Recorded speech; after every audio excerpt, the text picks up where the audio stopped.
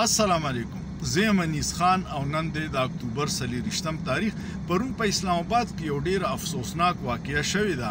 میډیا ریپورت کوي چې د پولیس یو اس پی دی عادل اکبر هغه خودکشي کړې ده. دا خبر ډیر د حیرانتیا پدې دی.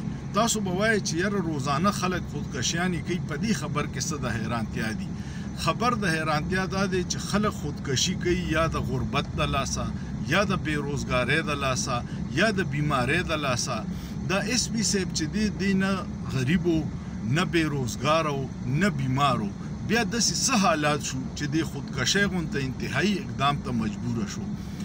د انتهایی قابل افسرو، سی ایس ایس ټاپرو، په اکیډمۍ کې دی په ټریننګ کې سیکنډ راغلی او اوس یو میاشت مخکې د امریکې یو فل برایټ سکالرشپ ګټلی. فل برایټ سکالرشپ هغې ته وایي چې ستا تعلیم، ستا رهایش، ستا خوراک، هر څه مفت دي. او د دې نه مخکې د دې خودکشۍ د واقعې نه 2 غنټې مخکې د مختلف چیک پوسټو باندې ګرځېدلی دي او د خپل عملې سره ډېر خوشګوار ماحول کې د خبرې کړي دي.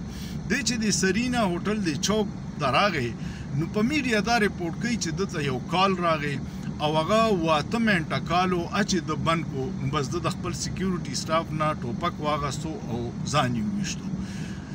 دا اکثر مونږ وایو یاره پولیس په خلکو ظلم کوي، زیاتې کوي، خو مونږ ته پته نه وي چې په هغه باندې د بره نه د غیر قانوني کار دپاره څومره دباوي.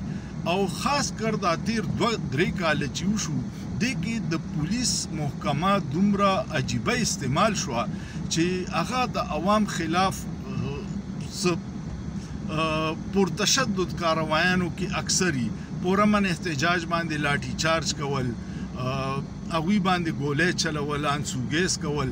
نو هر حساس سړی په دې باندې اکثر خفه وي چې د بره حکم به په نوکرۍ کې مني، ګستاړ ښه او کونی.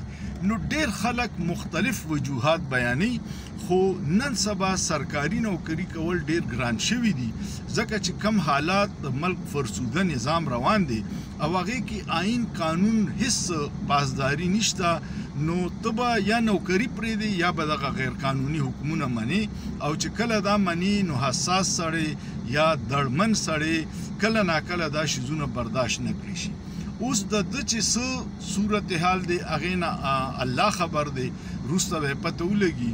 افسوس دا دی چې د یو 2-3 کالو یوه ماشومه لور ترې پاتې شوه او بیوه ښځه یې پاتې شوه. فیملی او هغوی وایي چې دته هیڅ داسې نه د فیملی ایشو وه نه د دوستانو سره څه ایشو وه، خو دا ټول تړلي د دې جاب او د دې د ماحول یا د های افیشل چې څوم حکمونه دي یا څه وجوهات دي دا خو به بیا په وخت سره معلوم شي. خو افسوسناک صورتحال دی. الله دې داسې امتحان نه هر سړي وساتي. کابلان خلکو ته په پاکستان کې ژوند ډېر عذاب شوی دی. مونږ خپل هر هیرو سزاوار کړی دی او کرپټ خلک، نالایقه خلک حکمرانان شوی دی. نو بیا د معاشرو د تباهۍ اسباب تپوس نه دی پکار، ښکاري چې ولې زمونږ ملک داسې روان دی. الله دې په پاکستان باندې خپل رحم فضل وکړي. ډېر ګلې ګلزار ملک دی، خو څه د نااهله خلکو د لاسه او د فرسوده نظام د لاسه هر شی تباهۍ طرف ته روان دی. ویډیو کو مو خوښه شه، کمنټ وکړئ، لایک یې کړئ، شیر یې کړئ او سوچ به وکړئ. په سوچ کې څه ګناه نشته.